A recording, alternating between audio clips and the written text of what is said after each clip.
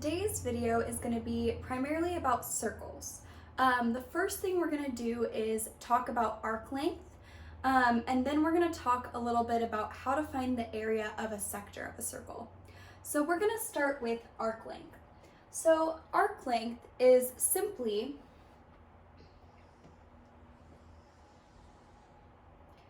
the distance of what we call an arc. So if you take 2 points on a circle and you want to find the distance from, let's say, point A to point B, what you're calculating is the length of that arc. So how far would I have to walk if I started at point A and I wanted to go to point B? Now, oftentimes what you're given when you're actually solving this type of problem is a center of a circle, and then you have radii drawn to those 2 points. What this actually is called, I'm going to label it theta. This is called a central angle. So a central angle is defined by an angle whose vertex is at the center of the circle, and we have endpoints on the circle. So that is a central angle. Now, one thing to note is that there are 2 different things that we're distinguishing here. Arc length is physically, if I'm walking from point A to point B, how far am I going? But there's another thing called arc measure.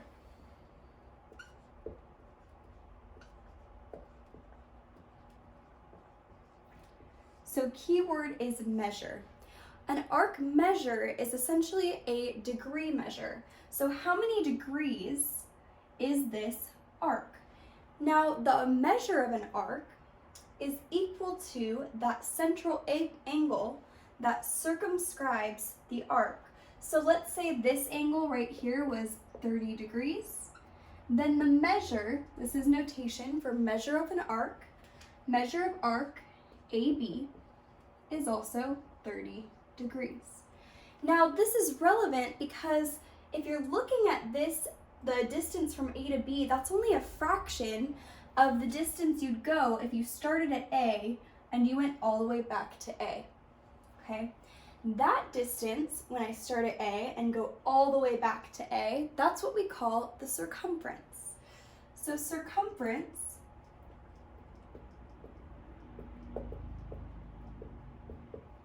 okay, we have a formula for that. Our circumference of a circle is pi times diameter. Okay, so we know the arc measure for this particular circle. We're going to pretend that this, I'll call it C, or actually I'll call it O. This point O is in the center of my very poorly drawn circle. And we're going to actually calculate the length of this arc. Now, there's one other piece of information you need to know before you can calculate the length of this arc. We need to know the radius of the circle. So for this example, I'm going to say that my radius is 6 units. Okay, so I don't want to go all the way around the circle. I want to start at A and stop at B. Now, a circle, degree-wise, if I'm going all the way from A and I'm rotating, okay, that would be a 360-degree rotation. I'm only rotating 30 degrees. So that is 30 degrees out of 360 degrees. So this allows us to find the fraction of our circle that we're looking at for arc length. So 30 over 360, well, our zeros are going to cancel out. You end up with 3 over 36. 3 goes into 36 12 times, so it looks like we're looking at 1/12 of our circle. Notice there's no degrees on here. And the reason for that is also our units cancel out. So degrees divided by degrees cancels out those units. So this gives me 1/12 of my full circle. So guess what we're going to multiply the circumference of this full circle by to get this little segment, 1/12. So let me I'm going to switch colors here for a sec. I want to find the length to go from A all the way to B, my arc length. So when you're saying measure of an arc, you put this little m in front of that.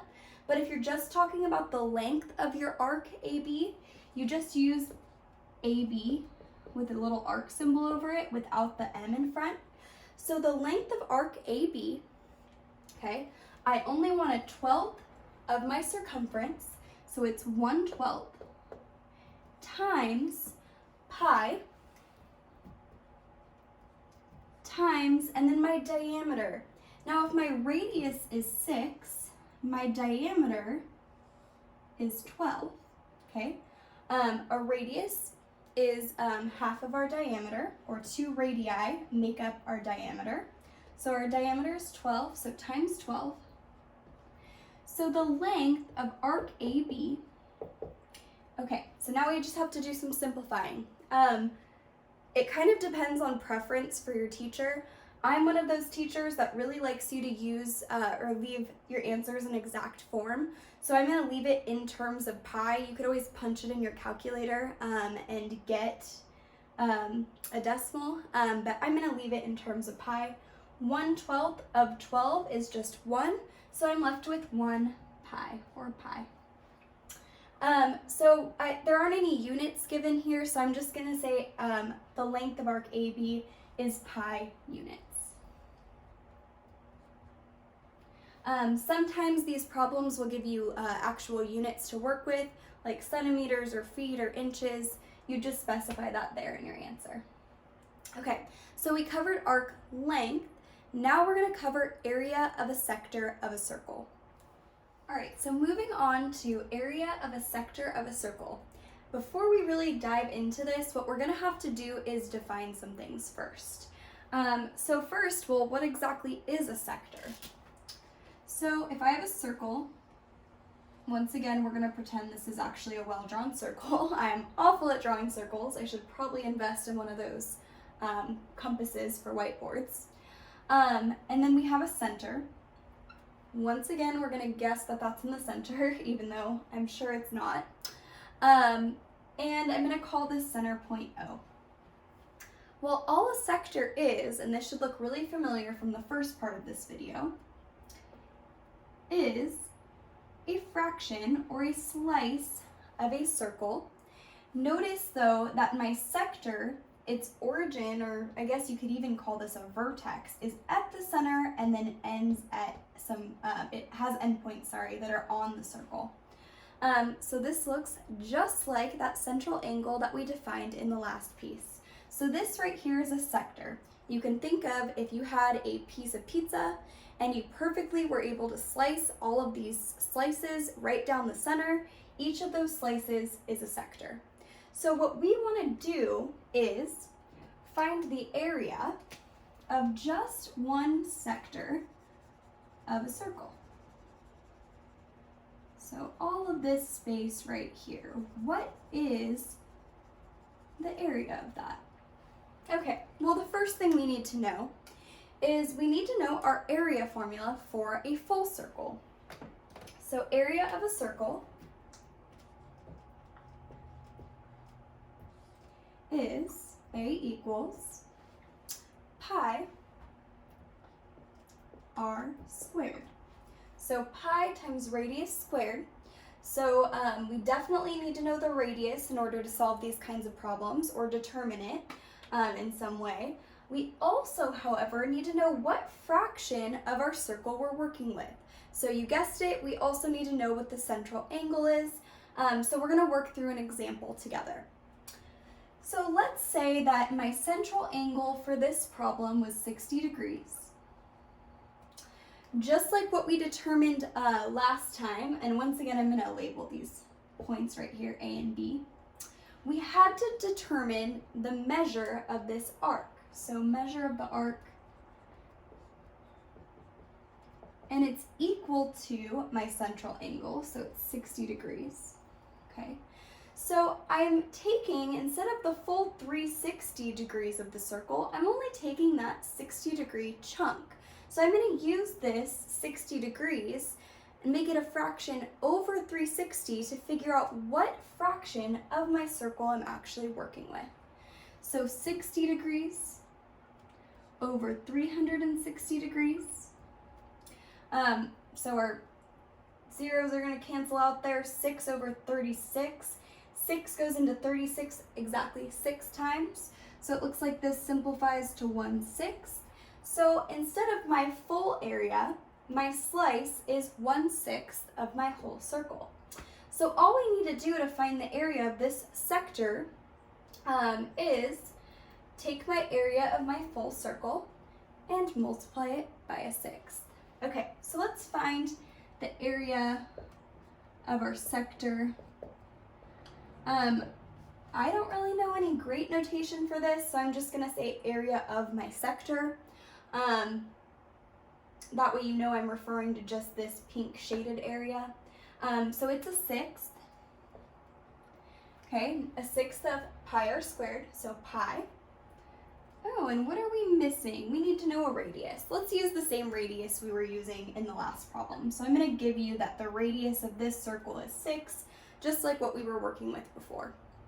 Okay, so 1/6 pi times our radius, which is 6 squared. And just so you know, when you're working through these problems and you're asked to find either arc length or area of a sector, you're going to be given usually a central angle or some way to determine what the central angle is, as well as given a radius or some way to determine what the radius is. So you'll be given enough information so that you can solve this problem. All right, so now we're just left to simplify. So area of our sector is 1/6 times pi. Oh, I don't need to rewrite that. Okay, sorry, 1/6 times pi times 6 squared. 6 squared is 36. A sixth, tongue twister, of 36 is 6. So I'm left with 6 pi. I didn't give you any units for this one. I didn't give you feet or inches or whatever. So I'm just gonna say square units, or units squared. Okay. But like I said, if it did specify that this was centimeters or inches or feet or yards, you would just say that unit squared, because we are dealing with area, which is 2-dimensional. All right.